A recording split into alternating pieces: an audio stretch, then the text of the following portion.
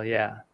Hey, what's up? Still working on that intro, but It's I we're hit the on the wrong button. audio I was call. like I was like, "Oh, all right, let me prepare and let me see which button I'm going to press." And I just hit the wrong button. Look, You the know what I mean? intro was there. We It's there. made one, and we're using it. It's good. I like it. We were watch it was like we were watching our own intro. But We were watching ourselves go down the rabbit hole, and here you are with us at the beginning of today's rabbit hole. yes, welcome to the Frequency Project, episode 18. Whoa! Today we are going to chat about energy, coffee, mystical experiences. Wow! How do those even go together? We're gonna try and make it happen. We're just like, those are good topics. You know, Let's go. what we do is we put all the topics on two dice, and then we roll the dice, and then they get matched up, and then we're like, we got to put them together. So That's that's actually a good idea. We should do that. that'd be funny. No, but what we were talking about coffee, right? Yes. Something about coffee, and um, we were talking just before this podcast because we always do a little talk before to try and seem a little prepared for you guys. Um, is that there are a lot of people that drink coffee for energy, and Joe and I, we don't. We don't drink coffee. This is actually mud water. I drunk. Is that the word? Drank. Drank. Drank. I drank coffee for years, and then Joe, you said that. Yeah, How? I was gonna say, ironically, we were just talking about this. David's the one that got me drinking coffee in college, and prior to that, I never drank coffee until I was how old were we? Like 23 or something. Yeah. And then we were. Long story short, we had these classes that were at like 1 in the morning, and David's like, "Hey, just drink some coffee." I was like, "Well, okay." What? Um, at the time, and it worked out. But then, after years and years, then we weren't in that situation anymore. But it just became this like habit. And I never really drank coffee every day. Did you? Oh yeah, Oh, yeah. you did. Oh yeah. I mean, I live. Well, I mean, you said long story short, but I think we should go back to that because Okay. Okay. that kind of like almost messed me up for life in a good and a bad way because What that did? the training for Full Sail Oh, okay. we had they had basically conditioned us to not to live without sleep because in the audio industry, if you're on tour or if you're working at recording studios or just the general profession alone sets you up to like be early days and late nights and then repeat for long periods of time. Hmm. So we would have literally class all day, then we would have like 2 hours for dinner and then go right into like a night session, then 2 more hours, and then we'd be back at school like 3 a.m., 2 a.m. labs where we're Hmm. like making music. And at the time it was super fun. Like we were having Yeah. a great time because we were learning new stuff and we loved what we were doing. And if you love what you're doing, there really is no time. But the truth of the matter is you do have to sleep at some point. Like Yeah. we all have. Also, I got to say, like that really helps you just get totally dive into that school. Big shout out to Full Sail in Yeah, Orlando, or Winter Park, Florida.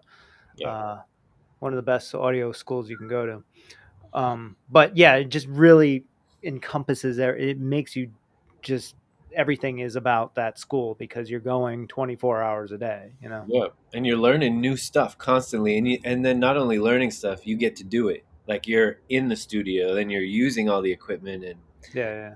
but all that to say, instead of sleeping, we just drank a lot of coffee. And I mean, I drank coffee before I met you. I got roped you in. You got addicted to this stuff, and then like Joe was saying, now fast forward, we were in a situation where it's like you're not really living that lifestyle as much, but Mm. we're living off of coffee. Still drinking coffee the same way though. Yeah, like I Yeah. was I was doing like 1 to 3 a day when I was working for Apple, Damn. and that's because I was up at the break in the early morning, and then I mean I was going late at night, but that was my choice. I ended up having like 2 and 3 jobs, or like I'd be out partying or whatever. Anyway, I was living off of coffee, and I'm sure a lot of people can relate to the fact that coffee, when you drink it, especially when you first start drinking it, it gives you that rush of energy, and then you feel like you know you're good.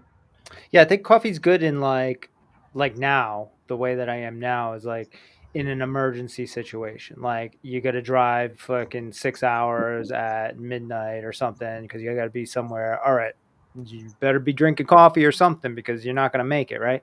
Yeah, But other than that, like I think I've developed a once you wean yourself off and you get off and you go through the phase of like kind of being a little bit lethargic and tired or whatever, you come out of that pretty quickly, probably within like a week or so. It depends on how much you drink, I guess, every day, but um, it's an addiction, the caffeine, right? And then you start realizing like you don't really need it, like because the only reason you need it is like your brain is addicted to that energy boost at a certain time every single day, but where we're trying to link that to like the Healy is that you don't really need it. You can create your own energy if obviously you got to get enough sleep. And then, I mean, there's other methods to creating energy for yourself, working out, um, any kind of exercises and stuff like that. But yeah, I mean, I still drink an espresso martini here and there. yeah, I'm the same. And like you said, I'll still drink if I'm on a long road trip, and particularly driving through the night. I will drink coffee because Yeah. I know it works, and because I don't drink it all the time. When I do drink it, it really works. It's like Yeah, like yeah, yeah. You're like, a day. I had my first latte in like I didn't drink coffee in like 2 or 3 years, and then not that long ago, maybe a couple months ago, I had one, and I was like good to go for like 5 or 6 hours. Yeah, yeah. I was gonna say, just with coffee for me, like you said, you what? Why did you quit? Why? What made you um, quit? That's what I the want. same reason I quit anything health related is because of I have a very sensitive stomach. Never got it fully diagnosed. My wife has colitis, and we have very similar symptoms. So, probably something along those lines that I've just managed over the years with diet. And I'm constantly like cutting things out, like finding like things like I just did an experiment with tomato sauce and just tomatoes in general. And I stopped eating that stuff for like 3, 4, 5 months. And then now I just kind of went back to it. And now I'm realizing, okay, it is messing with me. So now I got to cut off it again. So I've done that for like the past 15 years with all types of different foods, and coffee is one of them. And coffee, I realized that I didn't need it. Was more of a treat. Like I enjoy going to a cafe with someone and sipping on a delicious coffee that actually tastes good, not just like black coffee or something, Yeah, and then having good conversation in a good environment. That's what I like doing. It's got nothing to do with the fucking coffee and keeping me awake. So I'm like, I could do that without drinking coffee. yeah. All right. So for you, quitting coffee was more about your stomach. Like It it was wasn't my a stomach. diet situation. Like if I Yeah, it take was this out, definitely my. It was just like coffee's kind of acidic, and I'm basically trying to just strip anything that's gonna like fuck my stomach up in any right, sort of way, give me gas or whatever. right, right. So that was one of the things, and now I just like once I strip it for like 6 months to a year, then yeah, then I'm like, it's not gonna kill me if I have one, but I try not to. You know. Right. Yeah, like for me, I was at the point where like Melissa and I were making like 1.5 liters, and we'll buy like the organic coffee, really good coffee, and we were making 1.5 liters. What do you call those? French press. Hmm. You drink the whole thing We drank the whole thing, and that was just like our daily normal thing, and in the especially morning. in the morning. And I was realizing it really wasn't doing anything to me anymore, and I was still lethargic, like still like tired. Mm, And so every now and then, her and I will do like a detox. So we'll just do fruits and vegetables, and then it basically starts with fruits and vegetables, and then goes more vegetables and leafy greens to the end, and it's just 3 days. So then after the third day, and then obviously that's no coffee, none of that. Well, during that time, my I was getting the worst headache that I felt like I was dying. It was that bad, like oh, really? migraine. Like I couldn't even move my eyeballs without my head hurting, and I think that that was me coming off of like a coffee addiction. Mm, So then the detox. I yeah, so after that, after the third, actually after the fourth day of the headache and then coming into the clear, when I came into the clear, I felt like I had more energy than I had when I drank coffee.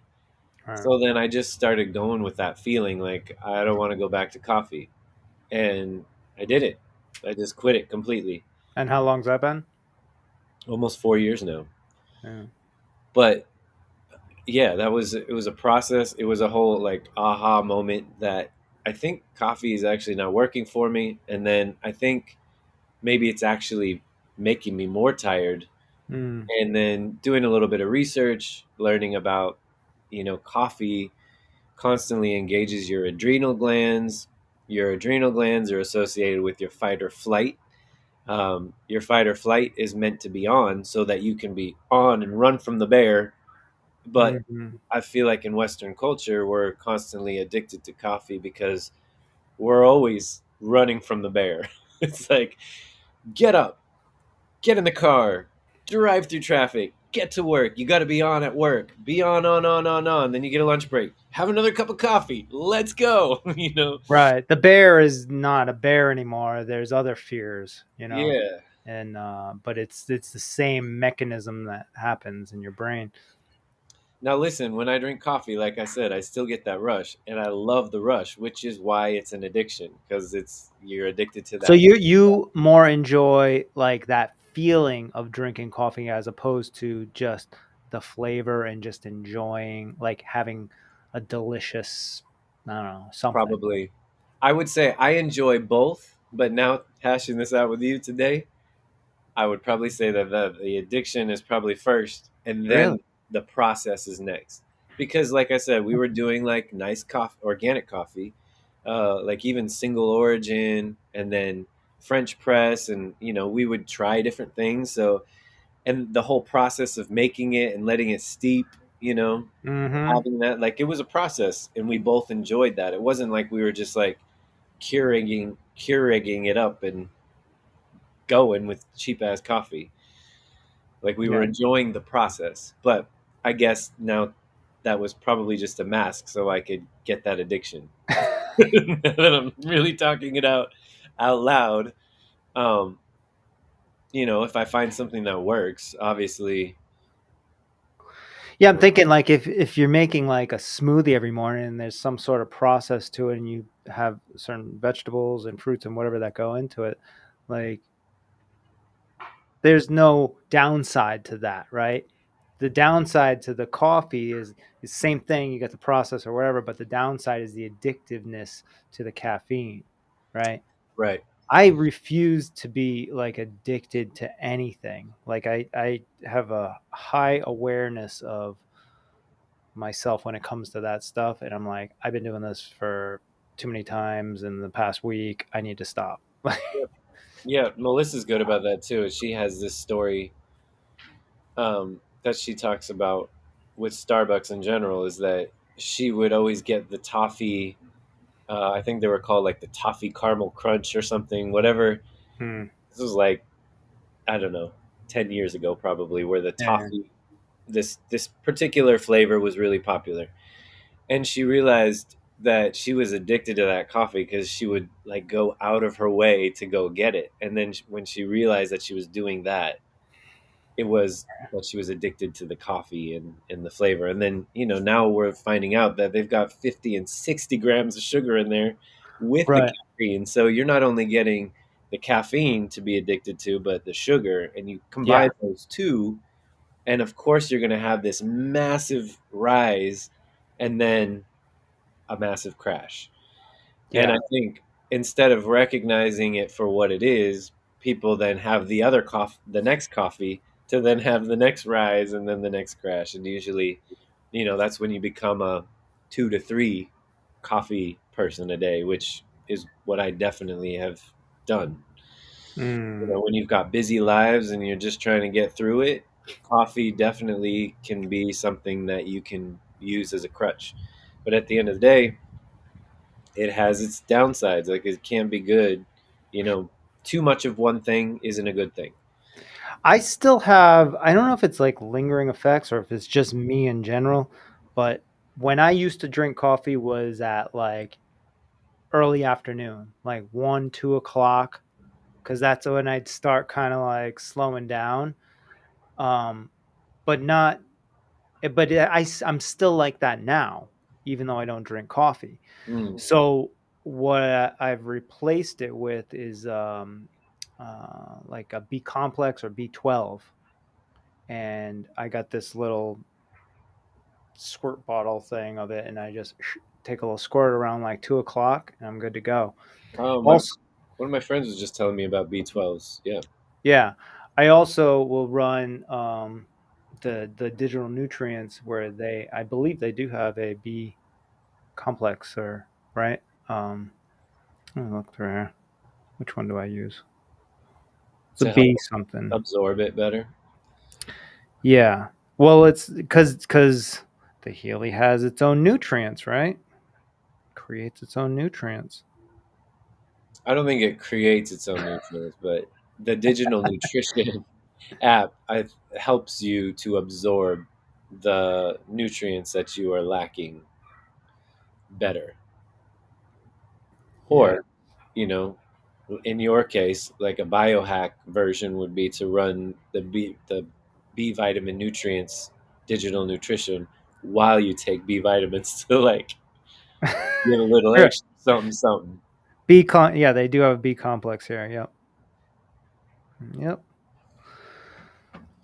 Yeah, So, so all that to say is, like we started with this because he thought I was drinking coffee. This is now, I'm drinking mud water, which is mushrooms. There's tons of mushrooms in there, and there's actually 1/7 of the cup of coffee, or 1/7 of the caffeine in a cup of coffee in that. And for me, my brain goes, so you're still addicted to caffeine, but no. So I could still go like 2, 3, 4 days without having mud water, without headaches or any sort of side effects. mm, And that to me was the indication that I'm not addicted to caffeine anymore. And the mushrooms are actually giving me the this mental focus kind of awareness as opposed to caffeine. And it's completely different. It's like it's more of a supported focus as opposed to a synthetic or a yeah. caffeinated buzz. And now when I drink coffee, I feel like I can't focus. Like it's great for driving because there is only one Only focus. one thing to do. Yeah. Yeah. Yeah, but if I was having a conversation with you on caffeine now, I notice the difference. Like I'm like just like Like scatterbrained. thinking about other things. Yeah. Yeah. Yeah. Yeah. It's like I can't actually focus my thoughts and have a clear vision or idea of what I'm trying to do or what I'm trying to talk about when I'm on caffeine. I totally agree with you with the mushrooms though. Like you put me on to the lion's mane, and now that company Ohm. Yeah, yeah, Yeah. yeah. Yeah. I take their protein. Yeah, so I put the powder in my smoothies, and they have one that's like a blend of all of them. They have different, they have the lion's mane one, and then they have like a relish, and then adaptogenic or whatever. But then they have one that has all of them, and I'll double the dose in the smoothie because I'm assuming that the doses of each one is smaller in the blend. So then Oh yeah, I don't know. This is my just the way I think. And but anyways, yeah. So now the addiction is more in my justification of this in a positive manner, where like I'm addicted to being more clear-minded and focused, and I can tell the difference when I haven't had the mushrooms in like a few days or whatever. it's a completely different feeling. Yeah, Like it's just like being able to have these conversations like this. It just helps with that, and it helps you come up with like ideas and thoughts, and like in as opposed to just being like, oh, not being able to like clearly have thoughts. You know, do you get what I'm saying? Why are you laughing? this is funny. Why? Like as opposed to like being like, oh, I can't.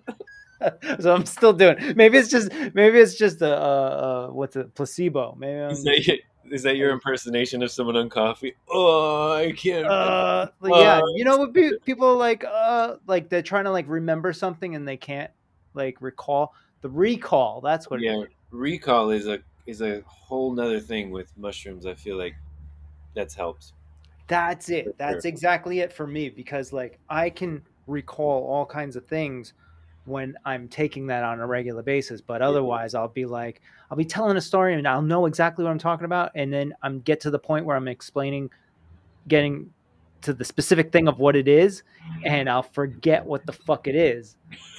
And the person will be like, "Okay, let's yeah. thanks for telling me all that, but I have no idea what you're talking about."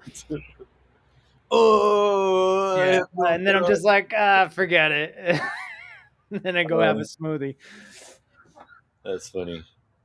But yeah, no, I think it's a healthier. I'm addicted to being healthy and clear minded and bettering my physical and mental self. Exactly, and I think that's why we're talking about these topics, and that's why we created this podcast to talk about alternative ways to heal yourself. And Healy is definitely part of that because, uh, well, like going back to the very first time that I used Healy. So, like obviously I'm doing mushrooms and I take my vitamins, and like we say this all the time that we do all sorts of other things because I guess we're addicted to that clear-minded feeling or that healthy feeling Mm, that comes with being able to do things that aren't pharmaceutical drugs or taking medications or over-the-counter meds or relying on those sorts of things, and trying to look for different ways to stay super healthy so that you don't get sick. mm, And the first time I used Healy was actually the Gold Cycle Energy Program. And when I did that on the plane, I literally got so much energy. It almost felt it felt kind of like caffeine, but at the same time I was still clear-headed. It was just like this jittery, I don't know, it was like electricity running through my body. And mm. I think I was just maybe more sensitive, being on the plane or something, but Now, I think when you first start using the Healy, it is like everything. You sense everything really heavily. You yeah, know. because it's almost like a new awareness, right? That you're Yeah. like this new awareness of your own energy. Yeah, it's like waking up everything in your body, like to where it should be. You Yeah, know. like Yeah. vibrating, and once you like have that awareness, and then you're just trying to move beyond that. And I feel like this is where we're at now. Like we're like, what's next? Yeah. Like exactly. They are. Right. What's Like, next? can We're all we? these energy beings, we're like, um because we're energetic beings, and because we now know that for sure, like, that, I don't know, there's just so much to talk about. Talking with Wes last time about numerology was fascinating. And I think there's so many other topics uh, that we could go into, like mystical experiences. Ooh. Okay. Remember, we were at that tented restaurant when I came to visit you in Rhode Island, Hmm. I think it was the patio. Yeah. our patio, yeah. But it was like, yeah, it was like the I think outside. that was the name of the restaurant. It was called the patio. Oh But it yeah, was, yeah, yeah. yeah, it was Whatever. unique. Um, but we were talking about mystical experiences, and that to me kind of triggered the idea of like, if you talk about people that have had experiences with astral projection, like myself, I will Astral say projection. What do you mean? astral projection, where you have an out of body experience and you're aware of it. Mm, You're looking down at your physical body. So if you're looking down at your physical body and you're still aware, then which one is you? You know, mm. am I that consciousness that has just come out of my body if I'm not my body? Well, that's a good question. I mean, Alan Watts has always said, like, what are you? I am me, my physical body. Are you really your physical body? Are you your thoughts? What are you? Right. Who are you? These are some crazy questions that I think people have been asking, humans have been asking since the dawn of time, but all Right. I can speak from is my personal experience and saying like I was a kid. Um, and my parents remember this. I was like either between 7 and 9 years old. I had 107 or sorry 103 fever, and so says my parents. They said it was like off the charts. It was 103. They were debating taking me to the hospital, and I remember being in the living room, laying on the couch, and my parents were looking down at me, and I came out of my body, and I was flying around the house. And at the time, I was a kid, so I had no fear. I wasn't worried. I wasn't scared. I didn't even know that I had 103 temperature. Hmm. This was at the time. Like I'm giving you the account of my parents telling the story to me as an adult, and also me remembering it as a kid, how I remembered it. How I remembered it, I didn't know I had a fever. I knew that I was a little sick and my parents were looking at me, and then this thing happened. And what happened is like I separated from my body and I'm floating around the living room, and I remember we had high ceilings at my old house, and we had a fireplace that was like a metal box, old school fireplace with the um, The chimney, chimney inside, but not like a chimney in the wall. It was like the actual the tube tube. Yeah, went yeah. through all the way to the ceiling. And our ceiling was probably like 20, 25 feet. It was like way high. And I remember just flying around, and I was like trying to tell my parents that I was like, oh, I can see the fireplace. I can see you guys. And I was talking to them. And then I remember getting the sense that they were worried. And then the next thing I knew, I was back in my body looking up at my parents. Hmm. And this thing happened. And then I told my parents, I guess when I came back, I was like, I was floating around, I was flying, and I could see you guys and all this stuff. And they remember me basically dying and coming back. Wow. And like that whole experience for them was traumatizing. Yeah. But for me, it was the first time I was like, this is so like life is more than what I think it is. That's crazy. Yeah. So, how old were you then? It was between 7 and 9. Hmm. Could have been younger because I honestly don't remember if my brother was born yet. And my brother and I are 7 years apart. So I may have been like 6 or 7. Hmm. So, But wow. Usually, like it's having like some sort of psychedelic experience. You're saying you were so sick you basically might have kind of quasi died for a second, and then this experience happened. Interesting. yeah, that was the first time I could say that I had a memorable. mystical experience, like something that it's like I couldn't really explain it other than telling my parents what I thought had happened, Mm. but the memory sticks as if it was yesterday because it was such a impressionable moment. So that's what got you start thinking that you were that there was more to life Yeah, or afterlife or there's just more.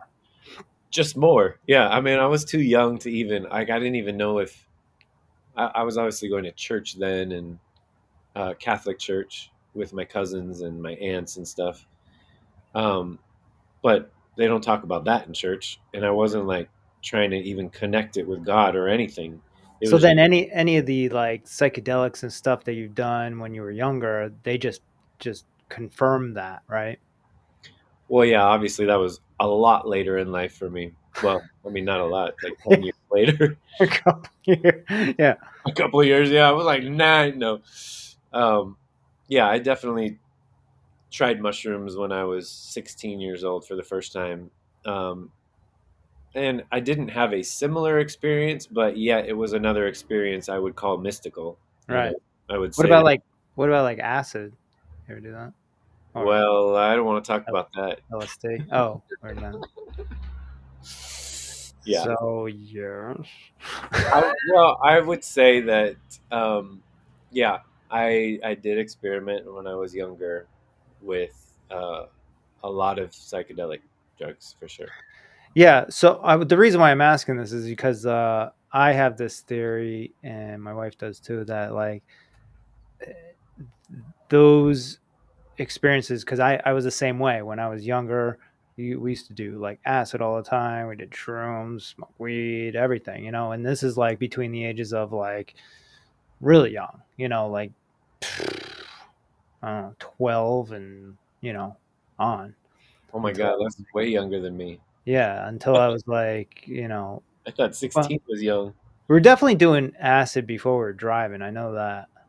So it was like 14, 15 or something.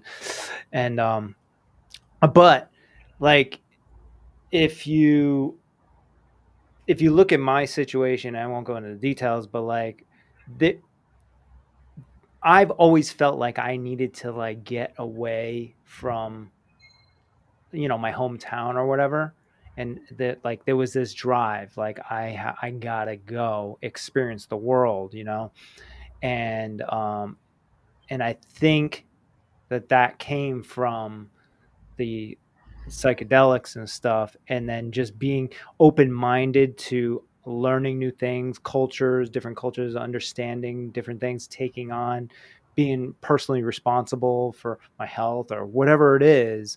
Because I'm completely different than anybody else in my family. Like nobody in my family thinks like me. No, it's like I'm this alien, right? And the only thing I can attribute it to is psychedelics, because I didn't have Really, any that's like the only thing. therapy or anything like that. Like I got through a lot of and numerology as well. So, Numerology helped. so what about you? Like, do you have a one experience that you would call like a mystical I guess I don't know if mystical is the right word. I'm calling it for me a mystical experience because it wasn't necessarily a spiritual experience. It Yeah. wasn't a religious experience. It wasn't a human experience. It wasn't a physical experience. Well, out of body. It was a non-physical experience. It was just an experience that I cannot explain other than saying that it was a mystical experience Yeah. for me. Well, I guess the thing I can compare to that is the shroom trip that I've told you about. But that was actually not too long ago. It was maybe like 6 years ago, and uh, yeah, basically, I'll just get into it. There's this whole funny, stupid story about my ex girlfriend prior to thinking that she could do shrooms, but she really couldn't, and then ended up going to the hospital. But we'll just skip over that part. And then once I was like by myself and really, because I hadn't done shrooms in like 15 years or something. So we just took like way too many, and I forgot what the dosage were, but we took like probably an eighth each or something like that. Um, I don't even know what that means. that's like, it was like 7 grams or something crazy like that. Okay. And so I was in It's like bed. 7 grams of mushrooms or 7 grams of psilocybin is in that much mushrooms, or does it's I just a think lot it's of the same equivalent. I don't know. I don't. 7 grams of mushroom. So whatever. I don't know the okay. content of. I guess it depends on the potency of the shrooms, but these ones were pretty fucking potent. Um, and so, anyways, I was like, all right. Like, I started feeling it coming on. I was by myself and go up to my room, and I'm like, all right, I'm gonna meditate because I was older at this point. I wanted to. I had been doing numerology. I had been meditating. I had been trying to like better myself at this point. This is in my like mid 30s, and I was like, I don't want to just like recreationally do this. I want to get another experience. So then I started meditating, and then meditation just like it was like a 20-minute meditation, but it literally went on for hours. I don't know if the playlist just kept playing new ones back to back, but it just kept going. And then I'm just like in this other world because it's a guided meditation. Plus, it has like all these frequencies. I talked about it with last time with Wes, those meditations that he was talking about, and then yeah, just at some point, something was like, this is it. And I got the feeling of like, oh, really? I'm gonna die? And but it wasn't like, it was like this warning of like, okay, like get your shit together because you're about to die. So I was having actually a pretty good trip. It was going well, and so I tucked myself in and I put a smile on my face because I was like, whoever finds me dead, I want them to know that I was happy and everything was fine. So I smiled and then tucked myself in, and then I'm like, okay. And then all of a sudden it's just like, boom, I'm out of my body, right? Um, and it was like beyond the room. It was like up in the sky. And what I started doing was I was going into like my family's brains. Like it was like a laser thing. It would go from my head into my family. It was like my mom and then my dad. And what it was doing was it was basically downloading all the information that they had, uh, you know, generated throughout their whole lives. And I just downloaded, downloaded. So then I went through all my family, then started going through all my friends, and then once I got beyond that, I had to like keep going higher up in the air so I could like scan and shoot my laser over to them. And then, Did you shoot me? oh yeah, I'm sure I did. Yeah.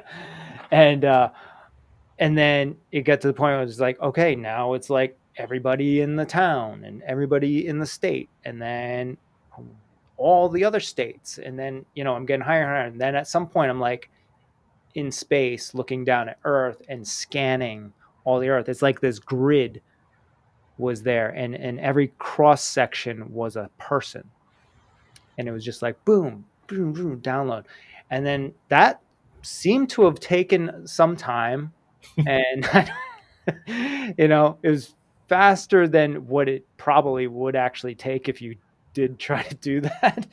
But it seemed like it took some time, and then all of a sudden it was like, okay, now you have all the known information of Earth, Oh right? my god.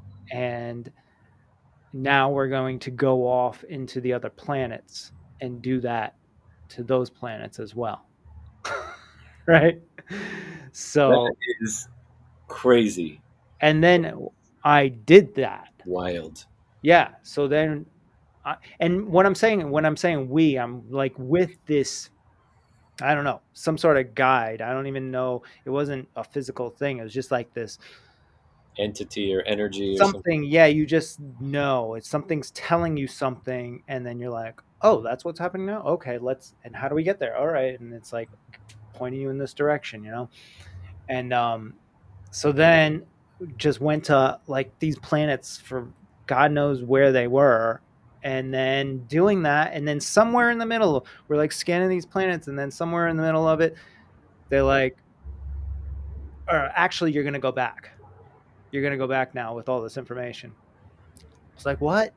I thought we are having fun. We're doing all this shit, man. We're downloading stuff, right? And then I was like, okay, all right, I guess so. So then shot back into my body, and then from that point on, I like felt like so like grateful. I started like leaving people messages. I might have left you a message that night. Um, Calling people. I called Wes. I think I left him a message. I thanked him for everything he did, and then I took a I have felt this need to take a shower to like ground. Water is like grounding, I guess, right? I found out later, and it was pouring raining. It was like the hardest rain I ever felt in my life outside. It was like floods everywhere when I woke up. The sun was coming out, and uh, Whoa. this was like a whole like from 9 o'clock at night until like 7 in the morning thing. and and then I was like throwing up because it was like, I don't know, just like I felt like I had been out of my physical body for so long that like coming back to it was like alien, and I was like readjusting to Earth, and I did a lot of throwing up, and then that was it. That was the experience. And then I went back to living my life. Cool. So that's what I'm talking about, like a mystical experience, right? Like how do you classify that experience? Would you say that it was a religious experience? Would you say that it was a spiritual experience? It definitely wasn't a physical experience. So Yeah, at times it's physical, when you're like when you're out of your body and doing whatever you're doing. Yes, it's not physical, but there's some sort of connection with that and your body, right. like your body's like this antenna or something for this energy. Uh, and but I don't know. It's a combination of all kinds of things: spiritual, energy, uh, mystical, whatever. But That experience to me, like, it reminds me a lot of. So I would say that I am a very spiritual person because of the experience, some unexplainable experiences that I've had in my life, like the one when I was a child. Um, I haven't had one quite as in depth as yours, like the one you just described. you got to But take 7 grams of shrooms. but I know that there is an energy out there, and I know that we're interfacing with that energy all the time, and I think we try and explain it with language, and that's when things get really uh, convoluted. It's really hard to try and explain these experiences with language to someone else and then expect them to get Right, what you got from that moment that you just right, described to us, right, right. But for me, because I watch a lot of documentaries and all sorts of interesting things, this person called Bashar, he claims to um, channel energy or channel other energies from different places. Some people may call them angels, some people may call them God or gods, but when he has a channeling, he describes what you just described, where he Oh, was really? saying that God is what they call an oversoul. So God is like this energy that has created basically us in his image in order for us to experience in this world so that that God can experience and God can expand. So in a way, if God is just an energy, a massive energy of consciousness that we are part of through our expression in experience in life on this earth, God then expands and becomes all knowing. Or so it sounds like you Hmm. actually were doing that with God, or with, Mm. you communed with God and God showed you. Like, we could use this language, or we could say the universe. You communed with universe, or you communed with an oversoul. Mm. That oversoul, that energy, then showed you how they are experiencing and growing and expanding their consciousness. Yeah. So, like, if you were to think of God as and humanize it or personify it like us, because we're just kind of like ants down here on Earth when you have that perspective, right? There's like Mm. millions of us, and we're all running around on Earth, experiencing our own things, doing our own things, and through those experiences, our Creator then gets to experience something new and expand its consciousness. Right, but do you think it's like a one like entity, or is it just like a collective consciousness that's at some point I mean, focused on something? I think everything, I think it's infinite. I think this could be one, when people talk about parallel universes or multiple universes or dimensions going on at the same time, there could be multiple gods, multiple creators, multiple earths. And I mean, if you imagine, we talked about that movie, Everything All at Once. If you imagine that, like, there's all of these different parallel realities going on at once, Mm. so that the oversoul or the universe can expand its knowledge. Through religious talk, people would say we were created in God's image. Um, and if we were created in God's image, then God is this other entity or energy, and we are a part of that, and we are connected, which means that you and I and everyone on this planet are all connected, which is also a very religious statement. Mm. It's also a very spiritual statement, and it's an also scientific statement now for quantum mechanics to say that we're all energy, we're all connected. And Right. I think your experience is extraordinary, like that, to have that kind of perspective and to have that, like, you have a memory of that now. Yeah. Just like I said, that was like, for me as a kid, that Yeah. experience was like, it sticks in my mind. I can see it as clear as day. Like, Mm. I close my eyes and I think about it, I can see that moment that happened. And I bet for you, if you close your eyes and go through it, that feeling and that experience, you can like Yeah. recall, right?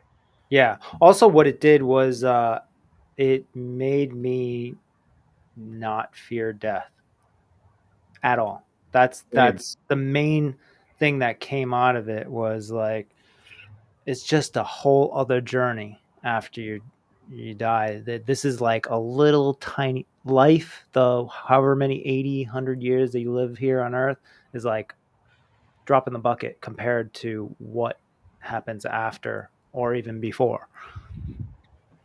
I agree 100%. Like, So I'm excited about that. That yeah, gets me like excited, you know. It's not, but then you build all these relationships here on earth and like that's the like the sad part, but in my mind I'm like, okay, like I'm going to see these people again because I already know yeah, that I'm going to see them, or at least I'm already them, right? We're already each other. Like you can tap into that energy whenever you want. I agree. Yeah. I don't think I can remember a time where I've ever been scared to die. And I think, Probably since that happened, right? yeah, Yeah. yeah, I mean, that, and I've had some other experiences too where I actually did die. Yeah, I can't really get into it because I got to get going, but maybe next time. Yeah, yeah. Sorry. I know we could go down this rabbit hole, but I think Yeah. having a mystical experience is also another gateway into knowing that we are all energy, and you know, Yeah, supporting. I mean, because that's what it ends up being, right? Like there's no way around it at that point. It's like if you have this realistic experience like the ones we just talked about, what else is it besides energy? You know, I mean, because you're not talking about a physical. I'm not saying like me, Joe, this body went up in the air. I'm saying my thoughts and consciousness went up there, but I was still here. Same thing with you, right? Yeah, So, what I'm getting out of it is like those things continue on. That's the energy. Right now, that energy is somehow funneled into this body, and then I express that energy on earth here. But that energy will continue on forever, even after this body is gone. boom. Like, drop. Seriously, seriously, man. I think that's a profound experience, and thanks for sharing that. Yeah, man. Yours is So, fucking. Yours is actually cooler because you did it without drugs. well, wait till you hear the one about just in yoga, where literally, like, also no drugs. Yeah, I feel you on Tempo, that one too. I've also through been, meditation. yeah, meditations. You know, this a level of this happens on a regular basis, Yeah, not to like that extent, but I'm like out, you know, and I think that's the purpose of meditation too, tapping into that. yeah, and I will end with, we're not promoting going out and doing large amounts of drugs. This is, this Unless you is want to, it's up to you, you know. well, I mean, I think we also never segued into the idea of the fact that these drugs, these mushrooms that grow out of the ground, are becoming a legal thing for people to get over things like depression, anxiety, PTSD, and some rather traumatic experiences that humans have. And I think for the reasons like you just described, and even me as a little kid, having that perspective in life may be the key to helping um, anxiety, depression. There may be a reason why lots of people are suffering with sadness and anxiety and depression on this planet right now because they weren't given that perspective that they are love, they are energy, and dying is not scary, and that's why we have to live every day. And Yeah. these kinds of things, like your wife is starting to go in and she's taking classes from Harvard, so she can learn about psychedelic therapy for people because they're learning that just in one treatment, one profound experience like that with a practitioner can Mhm. help you heal from these things that you may be suffering from. Right. I just like if I had a therapist at like the day after that, that would have made it even way more impactful and I would have been able to break it down deeper, you know? Um, if anybody's interested, by the way, in any kind of the psychedelic medicines and like the legalization, all this other stuff, you can go to maps.org, MAPS. They are like the front line of like pushing this to get legalized and rescheduled, like whether it's a MDMA, the psilocybin or LSD, all this other stuff, ketamine, a few other things too. But all right, I got to get going. All right, brother. All right, As man. always, good chats. Yes, sir. Maybe we should start doing a little bit like later or really like block off like 3 hours one time. One time when we have that much time. One time. We never, it's either I don't have the time or you don't have the time, it's like, yeah. I know. Well, What we listen, really need to do is just right. like do like a weekend vacation together somewhere and then just record the whole fucking thing. Yeah, we should create like a summit. People do those summits where they Yeah. plan ahead of time and Ooh, you know A Healy something. What do you call it? Um, Healy Energy Summit. yeah. We'll I think don't of like the word summit, but yeah, we'll think about that. Yeah, yeah. Good idea. I like it. All right, buddy. Thanks a lot. All right, brother. Talk to you later. Peace, guys. Hope you enjoy.